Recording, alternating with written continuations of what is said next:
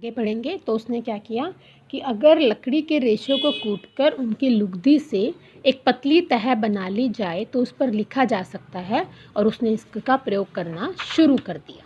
ठीक है, फिर क्या किया उसने लकड़ी के रेशों और कपड़े के चीथड़ों को बहुत बारीक किया, फिर उसमें पानी मिलाकर कूटा और उसकी लुगदी बना ली। पानी में डाल के उसने क्या किया, उसको बिल्कुल मतलब पानी के अंदर घोल बना लिया, उसको बोलते हैं लुगदी बना ली।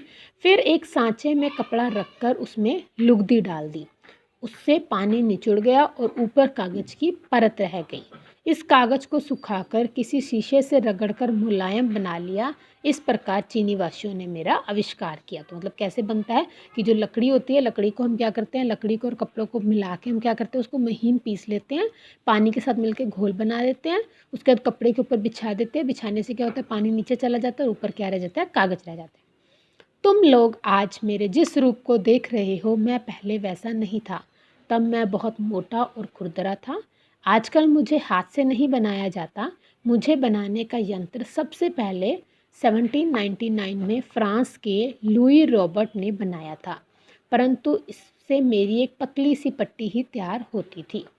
अब तो मुझे फैक्ट्रियों में बनाया जाता है, जिन्हें पेपर मिल कहा जाता है। मैं चीड़, देवदार की लकड़ी, पुराने कागजों, कपड़ों के चीथड़ों आदि से बनाया जाता हूँ। सबसे पहले लकड़ी के लट्ठों को छीलकर उन्हें छोटी छोटी चिपियों में काटा जाता है।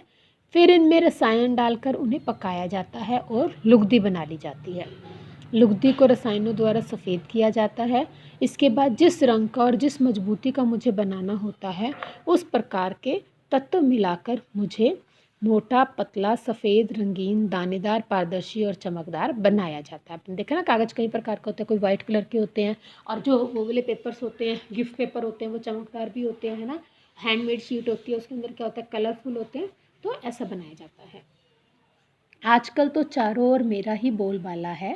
तुम्हारी पुस्तक, कॉपियाँ, समाचार पत्र, लिफाफे, सब प्रकार के फार्म, डाकखाने की टिकटें, करेंसी नोट भी तो मुझसे ही बने होते हैं।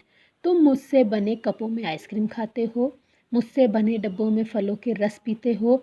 तुम्हें हर बंधी हुई पैक वस्तु मुझ में ही लिपटी मिलेगी। ठीक है, आपने देखा जो जूस की बोतल्स आती हैं, आता है ना, रियल फ्रूट जूस होता है, मैं आप या फिर आप फ्रूटी पीते हो, जम्पिन पीते हो, सब क्या होता है, ऊपर कागज़ ही लगा होता है सब में। अब बताओ, है कोई ऐसा क्षेत्र जहाँ मेरा प्रयोग ना होता हो? मैं इस बात से प्रसन्न हूँ कि विश्व के विकास में मेरा बहुत बड़ा योगदान है। योगदान का मतलब क्या होता है बेटा, भागीदारी की। मतलब जहाँ जैसे जैसे विश्व का विकास हुआ तो मैंने भी उसमें क्या किया, उसमें बहुत बड़ी भागीदारी की है। यदि आज दुनिया को कागजी दुनिया कहे तो कोई अतियुक्ति नहीं होगी कि अगर आज हम कहें कि आज हर जगह कागज़ का यूज़ होता है, तो ये क्या है, बिल्कुल सही है। एक बात का मुझे दुख है कि मुझे बनाने के लिए मनुष्य लाखों पेड़ काट देता है। तुम्हें तो पता है कि पेड़ कम होने से मनुष्य को कितनी समस्याओं का सामना करना पड़ रहा है। वो कहते बस मुझे क्या होता है कि उसको बनाने के लिए हम क्या करते हैं, क्योंकि ऑब्वियसली लकड़ी चाहिए तो लकड़ी के लिए पेड़ काटे जाते हैं। पर आपको पता है कि अगर पेड़ नहीं रहेंगे तो कितना होगा, तो क्या होगा, पर्यावरण दूषित हो जाएगा, है ना।